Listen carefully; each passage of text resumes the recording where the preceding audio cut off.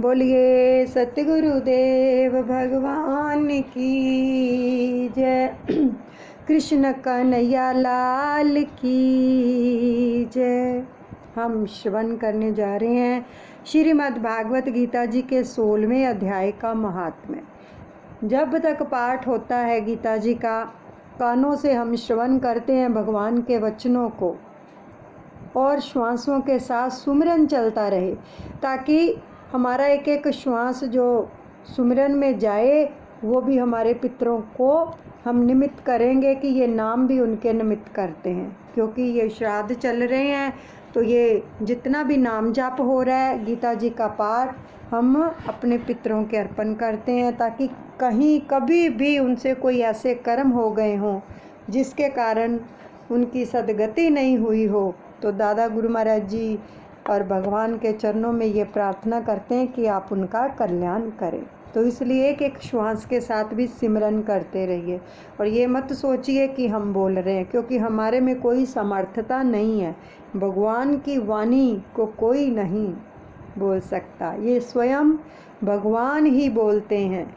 हम तो केवल एक समझ लो निमित्त मात्र भी नहीं है, सब कुछ वही कर रहे हैं। बस हृदय में बैठकर वही उपदेश करते हैं, सब कुछ वो करते हैं। तो इसलिए बड़े प्रेम से कि जैसे भगवान के चरणों में हम उपस्थित हैं और सच में हम उनके वचनों को धारण कर रहे हैं, अपने हृदय के अंदर सुन रहे हैं। चलिए। हरे रामा रामा रामा हरे हरे, हरे कृष्णा कृष्णा कृष्णा हरे हरे। श्री महादेव जी कहते हैं, पार्वती अब मैं गीता के 16वें अध्याय का महात्म्य बताऊंगा, सुनो। गुजरात में सौराष्ट्र नामक एक नगर है। वहाँ खड़गबाहु नाम के राजा राज्य करते थे, जो दूसरों के इंद्र के समान प्रतापी थे। उनके एक हाथी था जो मद बहाया करता और सदा मद से उन्मत्त रहता था। तो उस हाथी का नाम जो था वो अरिमर्दन था। एक दिन रात में वह हठात सांकलों और लोहे के खंभों को तोड़ फोड़ कर बाहर निकला, और हाथीवान उसके दोनों ओर अंकुश लेकर डरा रहे थे। किंतु क्रोधवश उन सबकी अवहेलना करके उसने अपने रहने के स्थान को, हाथीसार को ढहा दिया। अब उस पर चारों ओर से भालों की मार पड़ रही थी, फिर भी हाथीवान ही जो थे डरे नहीं थे। हाथी को तनिक भी भय नहीं होता था कि इस कौतूहल को सुनकर राजा स्वयं हाथी को मनाने की कला में निपुण राजकुमारों के साथ वहां गए, और आकर उन्होंने उस बलवान दंतैले हाथी को देखा। नगर के निवासी अन्य काम धंधों की चिंता छोड़ अपने बालकों को भय से बचाते हुए बहुत दूर खड़े होकर उस महाभयंकर गजराज को देखते रहे। तो इसी समय कोई ब्राह्मण तालाब से नहाकर उसी मार्ग से लौटे। तो वे गीता के 16वें अध्याय अभ्यम आदि कुछ श्लोकों का जप कर रहे थे। तो पूर्ववासियों और पीलवानों यानी महावतों ने उन्हें बहुत मना किया, किंतु उन्होंने किसी की नहीं मानी कि उन्हें हाथी से भय नहीं था, इसलिए वे विचलित नहीं हुए। उधर हाथी अपने फूंकार से चारों दिशाओं को व्याप्त करता हुआ लोगों को कुचल रहा था। तो वे ब्राह्मण उसके बहते हुए मद को हाथ से छूकर कुशल पूर्वक निर्भयता से निकल गए। तो इससे वहाँ राजा तथा देखने वाले पूर्ववासियों के मन में इतना विस्मय हुआ कि उसका वर्णन नहीं हो सकता। राजा के कमल नेत्र चकित रह गए। उन्होंने ब्राह्मण को बुला सवारी से उतरकर उन्हें प्रणाम किया और पूछा, ब्राह्मण आज आपने यह महान अलौकिक कार्य किया है, क्योंकि इस काल के समान भयंकर गजराज के सामने से आप कुशल लौट आए प्रभु। आप किस देवता का पूजन तथा किस मंत्र का जप करते हैं बताइए, आपने कौन सी सिद्धि प्राप्त की है। तो ब्राह्मण ने कहा, राजन, मैं प्रतिदिन गीता के 16वें अध्याय के कुछ श्लोकों का जप किया करता हूँ, इसी से ही ये सारी सिद्धियाँ प्राप्त हुई हैं। तो श्री महादेव जी कहते हैं, तब हाथी का कौतूहल देखने की इच्छा छोड़कर राजा ब्राह्मण देवता को साथ ले अपने महल में आए। तो वहाँ शुभ मुहूर्त देखकर 1,00,000 स्वर्ण मुद्राओं की दक्षिणा दे उन्होंने ब्राह्मण को संतुष्ट किया और उनसे गीता मंत्र की दीक्षा ली। गीता के 16वें अध्याय के अभ्यम आदि कुछ श्लोकों का अभ्यास कर लेने के बाद उनके मन के अंदर हाथी को छोड़कर उसके कौतुक देखने की इच्छा जागृत हुई। फिर तो एक दिन सैनिकों के साथ बाहर निकलकर राजा ने हाथीवानों से उसी मत गजराज का बंधन खुलवाया। वे निर्भय हो गए। राज्य के सुख विलास के प्रति आदर का भाव नहीं रहा। वे अपना जीवन तृणवत समझकर हाथी के सामने चले गए और साहसी मनुष्यों में अग्रगण्य राजा खड़गबाहु मंत्र पर विश्वास करके हाथी के समीप गए और मद की अनवर्त धारा बहते हुए उसके गंडल स्थल को हाथ से छूकर सकुशल लौट आए। काल के मुख से धार्मिक और खल के मुख से साधु पुरुष की भांति राजा उस गजराज के मुख से बचकर निकल आए। नगर में आने पर उन्होंने अपने राजकुमार को राज्य पर अभिषिक्त कर दिया तथा स्वयं गीता के 16वें अध्याय का पाठ करके परम गति को प्राप्त हुए। अब हम गीता जी का 16वां अध्याय श्री कृष्ण अर्जुन संवाद श्रवण करेंगे। ये महात्म्य था। अब अध्याय। उसके उपरांत श्री कृष्ण भगवान बोले, हे अर्जुन, दैवी संपदा जिन पुरुषों को प्राप्त है तथा जिनको आसुरी संपदा प्राप्त है, उनके लक्षण पृथक पृथक कहता हूँ। उनमें से सर्वदा भय का अभाव, अंतकरण की अच्छी प्रकार से स्वच्छता, तत्व ज्ञान के लिए ध्यान योग में निरंतर दृढ़ स्थिति और सात्विक दान तथा इंद्रियों का दमन, भगवत पूजा और अग्निहोत्र आदि उत्तम कर्मों का आचरण एवं वेद शास्त्रों के पठन पाठन पूर्वक भगवान के नाम और गुणों का कीर्तन तथा सब धर्म पालन के लिए कष्ट सहन करना एवं शरीर और इंद्रियों के सहित अंतकरण की सरलता तथा मन, वाणी और शरीर से किसी प्रकार की भी किसी को कष्ट ना देना तथा यथार्थ और प्रिय भाषण, अपना अपकार और करने वाले पर भी क्रोध ना होना। अब कर्मों में कर्तापन के अभिमान का त्याग एवं अंतकरण की उपरामता अर्थात चित्त की जो है पंचलता का अभाव और किसी की भी निंदा आदि ना करना तथा सब भूत प्राणियों में हेतु रहित दया, इंद्रियों का विषयों के साथ संयोग होने पर यह आसक्ति का ना होना और कोमलता तथा लोक और शास्त्र से विरुद्ध आचरण में लज्जा और व्यर्थ चेष्टाओं का अभाव तथा तेज, क्षमा, धैर्य और बाहर भीतर की शुद्धि एवं किसी में भी शत्रु का भाव ना होना और अपने में पूज्यता के अभिमान का अभाव, यह सब तो हे अर्जुन दैवी संपदा को प्राप्त हुए पुरुषों के लक्षण हैं। हे पार्थ, पाखंड, घमंड और अभिमान तथा क्रोध और कठोर वाणी एवं अज्ञान भी यह सब आसुरी संपदा को प्राप्त हुए पुरुषों के लक्षण हैं। उन दोनों प्रकार की संपदाओं में दैवी संपदा तो मुक्ति के लिए है और आसुरी संपदा बांधने के लिए मानी गई है। इसलिए हे अर्जुन, तू शोक मत कर, क्योंकि तू दैवी संपदा को प्राप्त हुआ है। हे अर्जुन, इस लोक में भूतों के स्वभाव दो प्रकार के माने गए हैं, एक तो देवों के जैसा और दूसरा असुरों के जैसा। उनमें देवों का स्वभाव ही विस्तार पूर्वक कहा गया है, इसलिए अब असुरों के स्वभाव को भी विस्तार पूर्वक मेरे से सुन।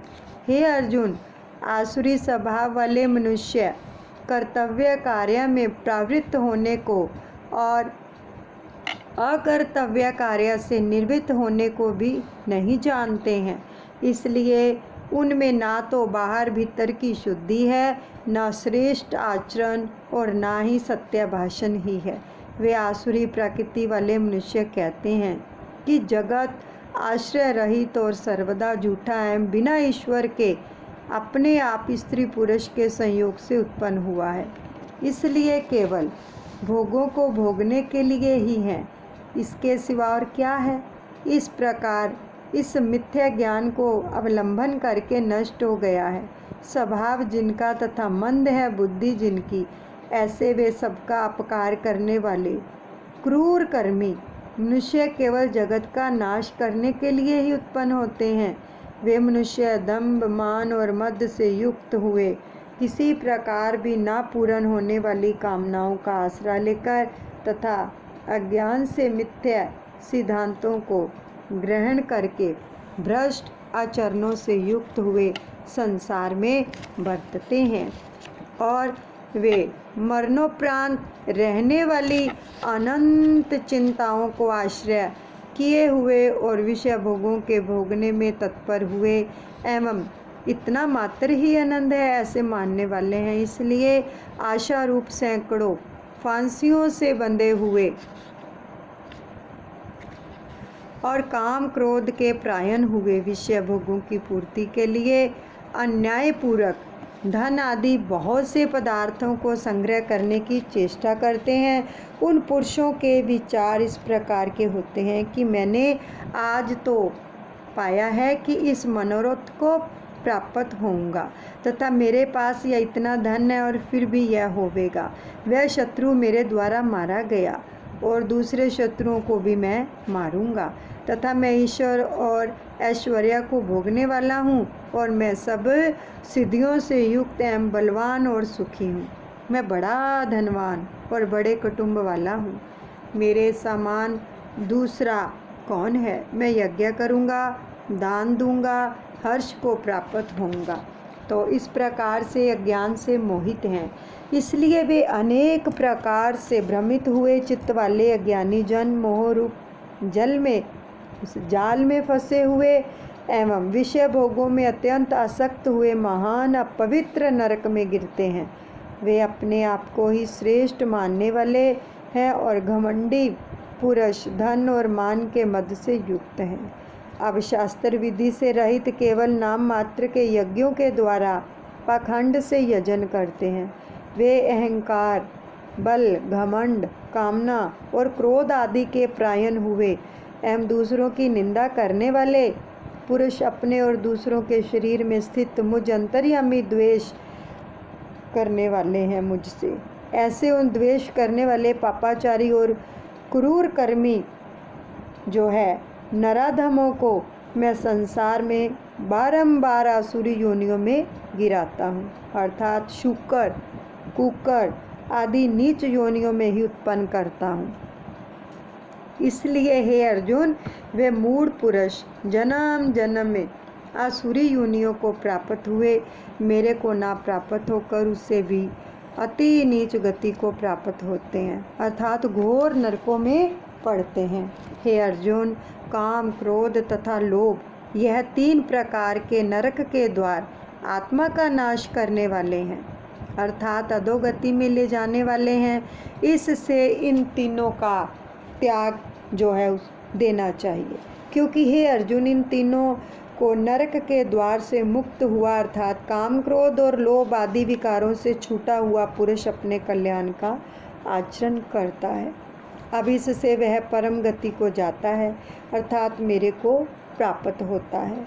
जो पुरुष शास्त्र की विधि को त्याग कर अपनी इच्छा से बरतता है वह ना तो सिद्धि को प्राप्त होता है और ना ही परम गति को, तथा ना सुख को ही प्राप्त होता है। तो इससे तेरे लिए इस कर्तव्य और अकर्तव्य की अवस्था में शास्त्र ही प्रमाण है। ऐसा जानकर तू शास्त्र विधि से नियत किए हुए कर्म को ही करने के लिए योग्य है। इति श्रीमद्भागवत गीता रूपी उपनिषद एवं ब्रह्म विद्या तथा योग शास्त्र विषयक श्री कृष्ण और अर्जुन संवाद में दैवासुर संपादी भाग योग नामक 16वां अध्याय संपूर्ण हुआ। अब हम 17वां अध्याय उसको श्रवण करेंगे। श्री महादेव जी कहते हैं, पार्वती 16वें अध्याय का महात्म्य बतलाया गया है। अब 17वें अध्याय की अनंत महिमा श्रवण करो। राजा खड़गबाहु के पुत्र का दुशासन नामक एक नौकर था। वह बड़ी खोटी बुद्धि का मनुष्य था। तो एक बार वह मांडलिक राजकुमारों के साथ बहुत धन की बाजी लगाकर हाथी पर चढ़ा और कुछ ही कदम आगे जाने पर लोगों के मना करने पर भी वह मूढ़ हाथी के प्रति जोर जोर से कठोर शब्द जो था करने लगा।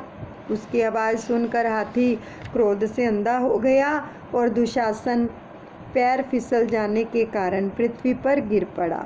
अब दुशासन को गिरकर कुछ कुछ उच्छ्वास लेते देख काल के समान निरकुंश हाथी ने क्रोध में भरकर उसे ऊपर फेंक दिया। अब ऊपर से गिरते ही उसके प्राण निकल गए। इस प्रकार कालवश मृत्यु को प्राप्त होने के बाद जो था उसे हाथी की योनि मिली और सिंहल द्वीप के महाराज के यहाँ उसने अपना बहुत समय व्यतीत किया।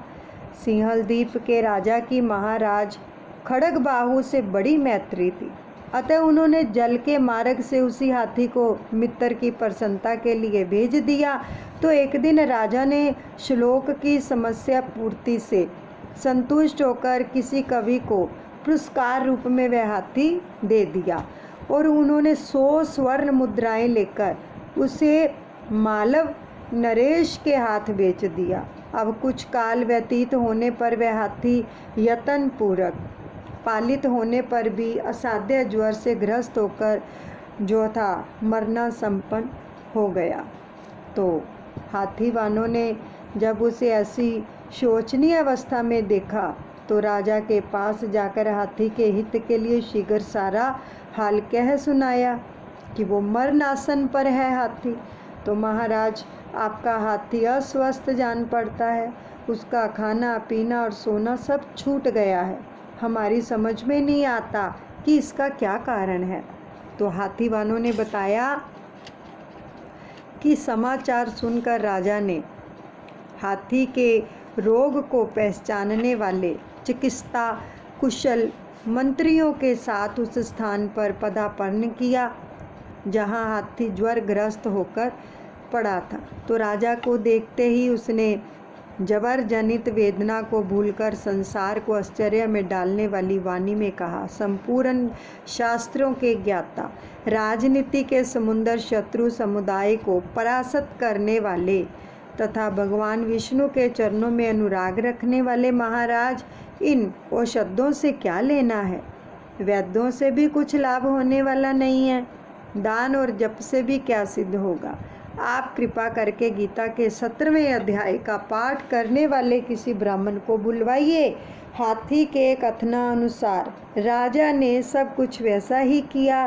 तदंतर गीता पाठ करने वाले ब्राह्मण ने जब उत्तम जल को अभिमंत्रित करके उसके ऊपर जल डाला तथा तब दुशासन गज योनि का परित्याग करके जो थे मुक्त हो गया।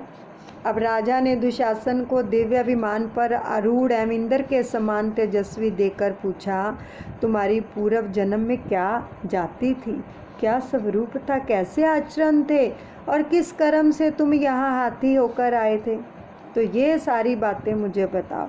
राजा के इस प्रकार पूछने पर संकट से छूटे हुए दुशासन ने विमान पर बैठे ही बैठे स्थिरता के साथ अपना पूर्व जन्म का उपयुक्त समाचार यथावत कह सुनाया। तत्पश्चात नरश्रेष्ठ मालवन नरेश भी गीता के 17वें अध्याय का पाठ करने लगे। इससे थोड़े ही समय में जो था उनकी भी मुक्ति हो गई। अब हम गीता जी का 17वां अध्याय श्रवण करेंगे। ये महात्म्य था श्री कृष्ण अर्जुन संवाद। भगवान के वचनों को सुनेंगे। इस प्रकार भगवान के वचन सुनकर अर्जुन बोले, हे कृष्ण, जो मनुष्य शास्त्र विधि को त्याग कर केवल श्रद्धा से युक्त हुए देवादिदेव का पूजन करते हैं, उनकी स्थिति फिर कौन सी होती है? तो क्या सात्विकी है अथवा राजसी कि व तामसी हैं? तो इस प्रकार अर्जुन के पूछने पर श्री कृष्ण भगवान बोले, हे अर्जुन, मनुष्य की वह बिना शास्त्रीय संस्कारों के केवल स्वभाव से उत्पन्न हुई श्रद्धा सात्विकी और राजसी तथा तामसी ऐसे तीनों प्रकार की होती है। तो उसको तू मेरे से ही सुन। हे भारत, सभी मनुष्यों की श्रद्धा उनके अंतःकरण के अनुरूप होती है तथा यह पुरुष श्रद्धा में, और इसलिए जो पुरुष ऐसी जैसी श्रद्धा वाला है तो वह स्वयं भी वही है, अर्थात जैसी जिसकी श्रद्धा है वैसा ही उसका स्वरूप है।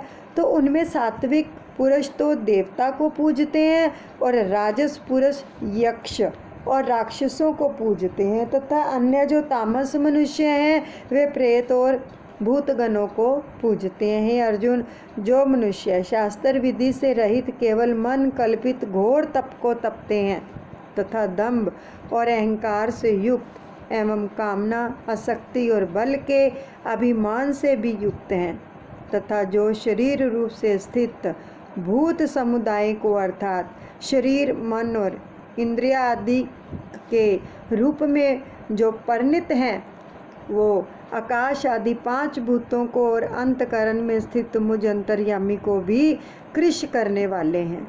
उन अज्ञानियों को तू आसुरी बुद्धि वाला जान।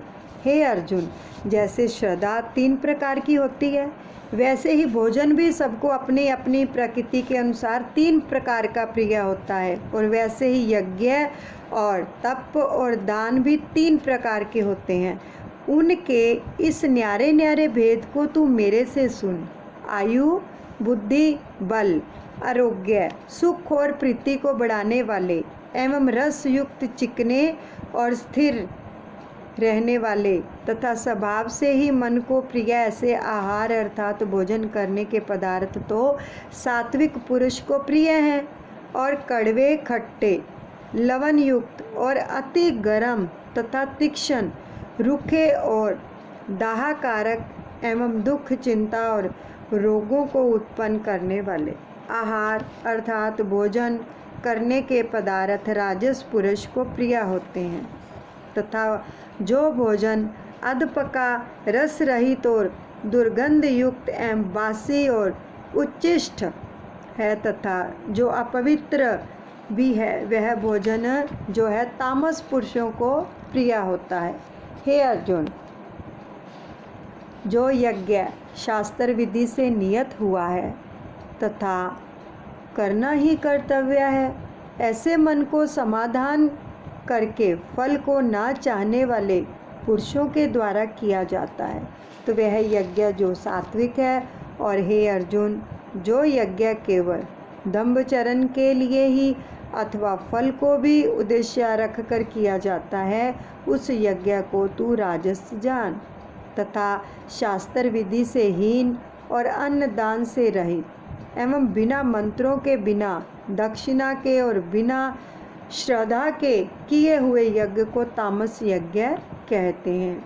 हे अर्जुन, देवता, ब्राह्मण, गुरु और ज्ञानी जनों का पूजन एवं पवित्रता, सरलता, ब्रह्मचर्य और अहिंसा, यह शरीर संबंधी तप कहा जाता है तथा जो उद्योग को ना करने वाला प्रिय और हितकारक एवं यथार्थ भाषण है, और जो वेद शास्त्रों के पढ़ने का एवं परमेश्वर के नाम जपने का अभ्यास है, वह निस्संदेह वाणी संबंधी तप कहा जाता है तथा मन की प्रसन्नता और शांत भाव एवं भगवंत चिंतन करने का स्वभाव, मन का निग्रह और अंतकरण की पवित्रता, ऐसे यह मन संबंधी जो है तप कहा जाता है।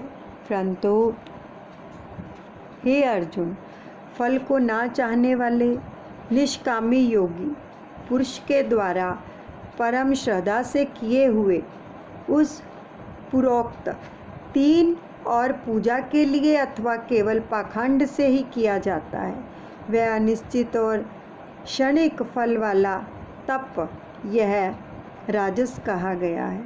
जो तप मूर्तापूर्वक हठ से मन, वाणी और शरीर की पीड़ा के सहित अथवा दूसरों का अनिष्ट करने के लिए किया जाता है, वह तप जो है तामस कहा गया है। और हे अर्जुन, दान देना ही कर्तव्य है। ऐसे भाव से जो दान देश काल और पात्र को प्राप्त होने पर प्रत्युपकार ना करने वाले के लिए दिया जाता है, वह दान तो सात्विक कहा गया है।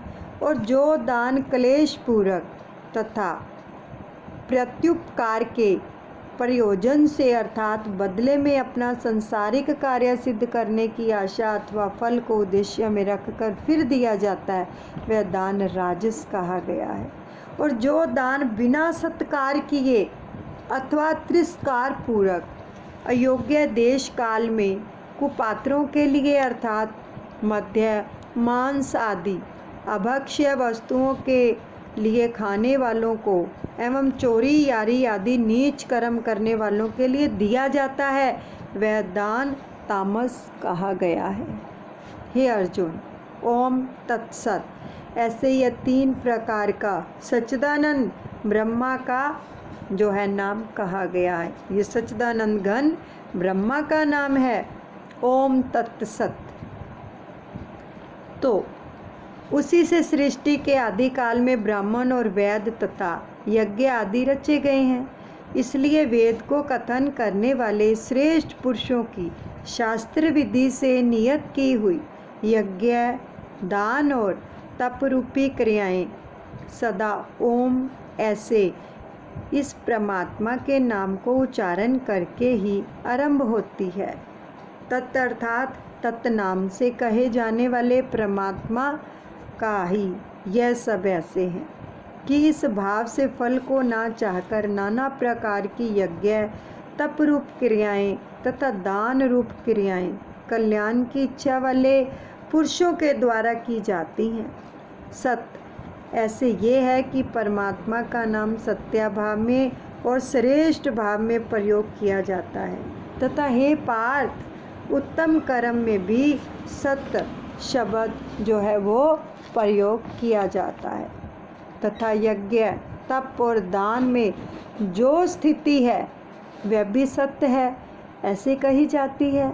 और उस परमात्मा के अर्थ किया हुआ कर्म निश्चय पूर्वक सत्य है ऐसे कहा जाता है। हे अर्जुन, बिना श्रद्धा के होमा हुआ हवन तथा दिया हुआ दान एवं तपा हुआ तप और जो कुछ भी किया हुआ कर्म है वह समस्त असत्य ऐसे कहा जाता है। इसलिए वह ना तो इस लोक में लाभदायक है और ना ही मरने के पीछे की लाभदायक है। सो इसलिए मनुष्य को चाहिए कि वह सच्चिदानंद घन परमात्मा के नाम का निरंतर चिंतन करता हुआ निष्काम भाव से केवल परमेश्वर के लिए शास्त्र विधि से नियत किए हुए कर्मों का परम श्रद्धा और उत्साह के सहित आचरण करे। इति श्रीमद् भागवत गीता रूपी उपनिषद एवं ब्रह्म विद्या तथा योग शास्त्र विषय श्री कृष्ण और अर्जुन के संवाद में श्रद्धा त्रय विभाग योग नामक 16वां अध्याय संपूर्ण हुआ। हरे रामा रामा रामा हरे हरे, हरे कृष्णा कृष्णा कृष्णा हरे हरे। हे गुरुदेव, आप जी के आशीर्वाद से हम सभी ने जो गीता जी के 16वें और 17वें अध्याय का पाठ श्रवण किया है, हम सभी इस गीता जी के दोनों अध्यायों का फल जो है वो अपने पितरों के अर्पण करते हैं। हमने कभी भी जाने अनजाने में अपने पितरों के साथ विचार वाणी व्यवहार से जो कुछ भी नकारात्मक अपराध किए हैं, उसके लिए हम उनसे क्षमा याचना करते हैं और उनसे माफ़ी मांगते हैं। हमें क्षमा कर दीजिए, हमें बख्श दीजिए और हमारे पितरों का कल्याण कीजिए, उन पर कृपा दृष्टि कीजिए और उनको अपने धाम में स्थान दीजिए, अपने चरणों में निवास स्थान दीजिए, ताकि वो सदा सदा आपके श्री चरण कमलों में निवास कर कल्याण के भागीदार बने। आपका असीम धन्यवाद। और प्रभु, ये 21 बार नाम की ऊर्जा हम अपने पितरों के निमित्त करते हैं, ताकि उनका आप कल्याण करें, ये नाम उनका कल्याण करें। राम राम 1, राम राम 2, राम राम 3, राम राम 4, राम राम 5, राम राम 6, राम राम 7, राम राम 8, राम राम 9, राम राम 10, राम राम 11, राम राम 12, राम राम 13, राम राम 14, राम राम 15, राम राम 16, राम राम 17, राम राम 18, राम राम 19, राम राम 20, राम राम 21। हे गुरुदेव, इस नाम के प्रताप से हमारे सभी पितरों का उद्धार हो।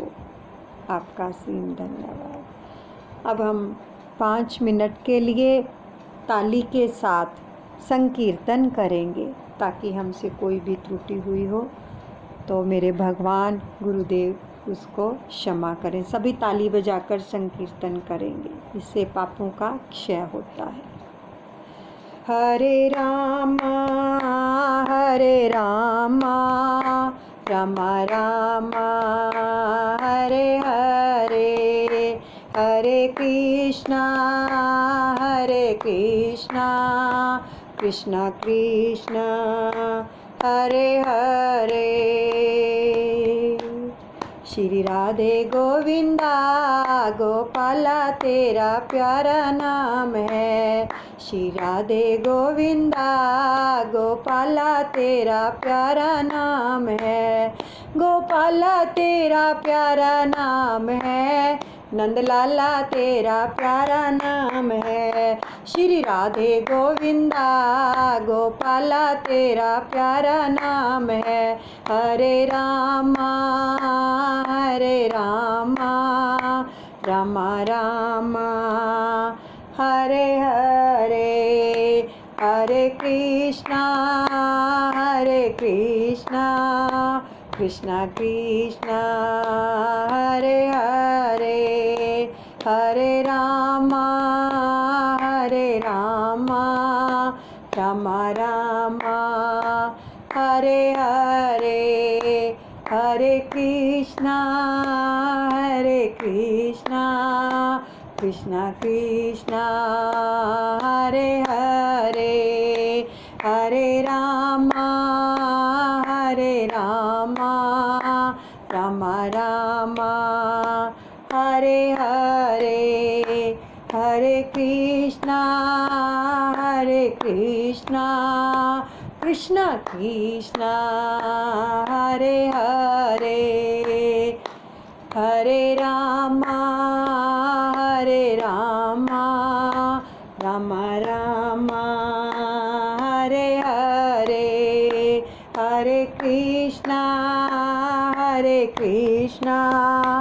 कृष्ण कृष्ण हरे हरे, हरे रामा राम राम हरे हरे, हरे कृष्णा कृष्ण कृष्ण हरे हरे।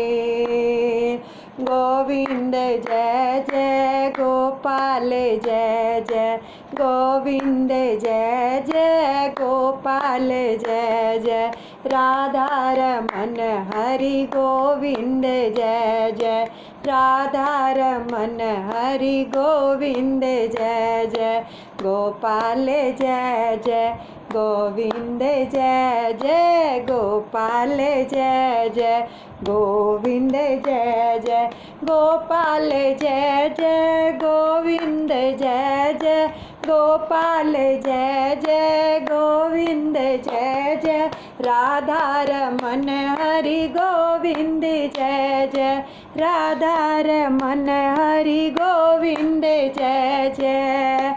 हरे रामा राम राम हरे हरे, हरे कृष्णा कृष्ण कृष्ण हरे हरे, हरे राम राम राम हरे हरे। ताली के साथ करो संकीर्तन। हरे राम राम राम हरे हरे, जय हो हरे कृष्णा कृष्ण कृष्ण हरे हरे। बोलिए सतगुरुदेव भगवान की जय, कृष्ण कन्हैया लाल की जय।